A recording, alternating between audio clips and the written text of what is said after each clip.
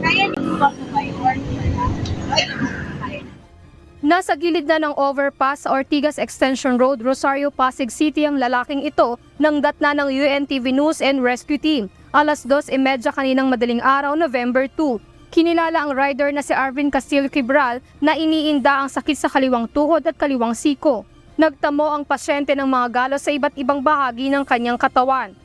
Dumating po kami doon, nandun na po ang Rosario Pasig Rescue and Fire Unit para bigyang lunas or paunang lunas ang isa sa mga pasyente. Samantala, ang Rosario Pasig Fire and Rescue Volunteers na ang tumulong sa isa pang sugatang rider.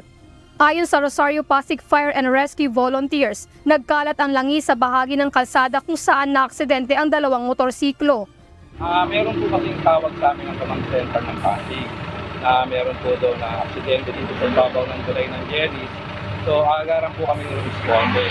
So pagdating po namin dito sa tulong po ng UNTV, nagpapasalamat kami at sila ang nakasalahan nila po ating mga victims dito. So dalawa po ang naging biktima namin dito. So nag-iisa po tayo na hawak po ninyo ng isang pasyente, hawak naman din po namin isang pasyente. So after po natin ma-treatment yung mga pasyente natin, agaran din po namin kami bumalik sa base namin para kunin pa po yung isang fire truck para mag-flashing po kami dito sa waste.